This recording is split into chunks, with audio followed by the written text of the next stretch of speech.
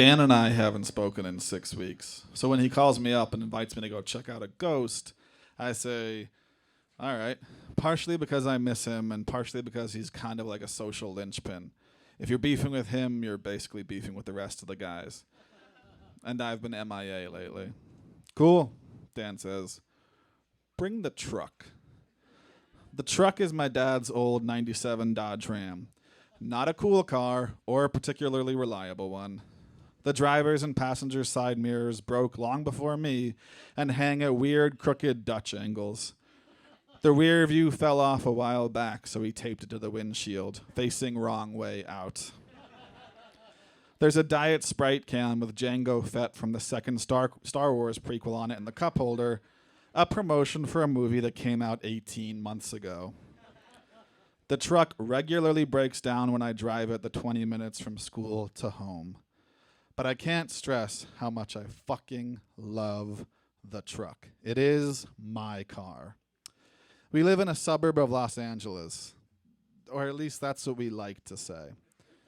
Really, we live a solid 40 minutes away from LA proper, and our town's biggest claim to fame was it was once destroyed by a nuclear explosion on the TV show 24.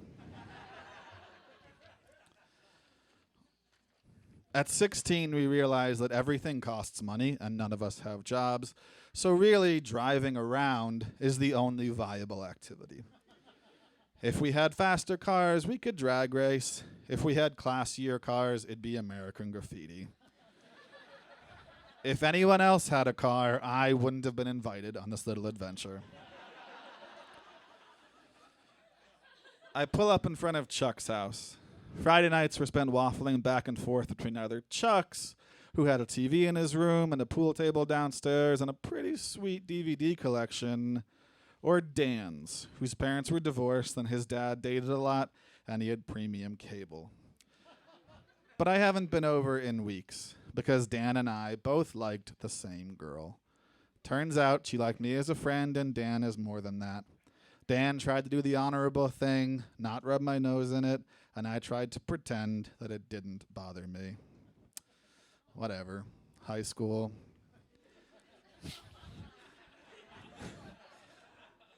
I'm halfway nervous to see the guys again, and I wonder if I'll have to apologize to anyone for my absence from Friday night fuck-aroundery. Chuck's front door opens, and he and Dan pour out. Dan gets the passenger door first. Not bitch, he says. Fuck, Chuck sighs. Chuck isn't a small dude, so he knows this means he'll have to keep his knees pressed together and arms folded the whole night, lest he elbow me in the eye and I careen us off the road like that red asphalt movie we had to watch in driver's ed. Squeezing 3 teenage boys into a 3-person truck means tightly packing 5 pounds of shit into a 4-pound bucket. But really, I'm just relieved that Chuck will serve as a buffer, a literal middleman between Dan and I. The truck rolls under halogen streetlights. The town shuts down around 8. The signs for various grocery stores and fast food joints blaze all around us, but the parking lots lie empty. We're alone. Even though it is barely 10 p.m., we navigate what feels like a post-rapture alternate reality. Why is it so friggin' quiet in here? Chuck says, knees pressed against his chest. CDs should be down there somewhere, I say, pointing to the darkness at Dan's feet. DJ it. Chuck flips through the binder and pushes a glinting silvery disc into the stereo with the backhanded comment of, "This is the least shitty one." Fittingly, Nowhere Fast by Incubus fills the cab. Dan speaks for the first time since he got in the truck. Look, he says, just hang a left up here and take Railroad for a bit. Railroad Avenue heads towards the canyons, and beyond that, the boonies. What's out there? Chuck asks. Dan says, my old house. We lived there before my folks got divorced. It's haunted. The road grows windier, the streetlights further and further apart, the corporate chain restaurants turn to shuttered roadside fruit shacks, and then vanish completely on the other side of the canyon. Dan chooses this moment to tell his story. I mean, It's not like fucking Poltergeist or anything. Just weird shit used to happen all the time. Like, even if we had the heat on, our feet would always get super cold at night. And one time my dad was cooking a bunch of hamburgers, and no matter how high he turned the flame, the meat stayed raw.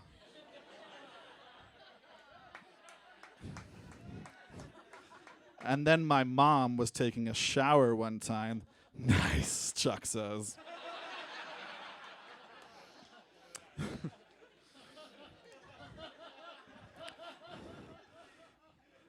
Dan hit him. Whatever. My mom was taking a shower, and she swore she felt a hand on her shoulder. She thought it was my dad, but nope, it was the middle of the day. Dad was at work, we were at school. The house was completely empty. I roll my eyes. Bullshit, I murmur. You say something? Dan asks. I was about to respond with nothing.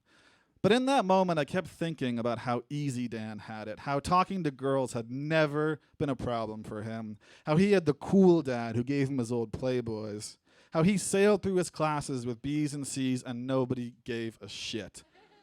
And now the fucker had a sick-ass haunted house? What the fuck?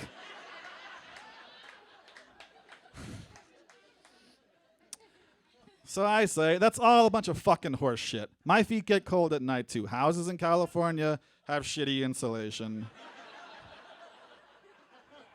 The meat on the grill, it's called being out of propane. Your mom in the shower, nice, Chuck says. Okay, I don't know about that one, but you're full of shit, Dan. I reach over and crank the volume on the music to prevent him getting the last word. But the song is Battlestar Skrulactica, which is awful. Chuck pushes the power button. Dan goes quiet for a bit, and then, like he's easing into a hot tub, says, yeah, you know who liked that story? Sarah. Sarah dug that story quite a bit. I suck at my teeth. Sarah likes being creeped out. Isn't that interesting? How she likes my weird haunted house? She'd always ask me to take her out there. Ahead, there's an empty Home Depot parking lot. I hang a hard left, fly over the speed bumps, and jam on the brakes. The truck drifts on the dew-slicked pavement before coming to a shaky stop. I feel pretty badass before I realize how fucking dangerous that was. Chuck says, "What the fuck, you fucking dick?" Dan doesn't say anything. Get out, I say. Chuck looks dumbfounded. Just get out, all right? They clamber out and slam the door. Lit by the weak neon orange sign above, I can tell Chuck is pissed. What's your big plan here, guy? You gonna leave us here? We're in the middle of nowhere. Dan, still silent, folds his arms, leans against the truck's bed. He lowers his head and contemplates the yellow lines beneath him. He looks up at the sky, sighs, and nods. Like, it's just time, you know? I rest my forehead on the peeling steering wheel, embarrassed as shit. I have had a genuine fit and fitted myself into a corner. Dan comes around the driver's side window. He knocks. I roll it down. Oh, I'm sorry, man. That was a step too far, he says. I don't know what to say. Truth is, we broke up about a week ago. It was too weird. She kept talking about how she missed you as a friend, and, you know, I felt guilty, and anyway, we called it off, he says. I'm sorry about that, I say. Yeah, well, and I say, high school, whatever. He nods. Chuck calls from the other side. Are you two done yet? Can we go see a friggin' ghost already? We're back in the truck and driving deeper into the boonies. Dan's old house is way out there. Eventually, the truck is bouncing down a dirt road, kicking up clouds of dust in all directions.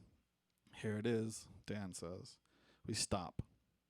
The dust settles, and we see Dan's old place. A ranch home stretched out behind a pristine yard, windows completely dark. Damn eerie to look at. Dan drops his voice and points to the window. That window there, that was my parents' bedroom, where my mom felt the hand. We stare at the house, hoping for something to happen, hoping that the truck has used our teenage hormones and restless energy to take us somewhere important, somewhere that will make our boring lives of fucking around and lack of dating and stupid bullshit drama among friends worth it. But nothing happens. We stare at the house, hoping and waiting and hoping for something, anything, an eerie light, a ghastly yell, even that lame-ass cold feet thing Dan said. But nothing. All right, Chuck says, let's go. I turn the key. The truck fires up. I shift the car, step on the gas. The engine revs, but nothing happens. We all stare at the console. I step again. The engine growls loud and angry, but it doesn't move. I floor it. The needles rocket toward the top. The car stands perfectly still. Hey, dumbass, Dan says, you're in fucking neutral. Thank you. Ed Farragut, ladies and gentlemen.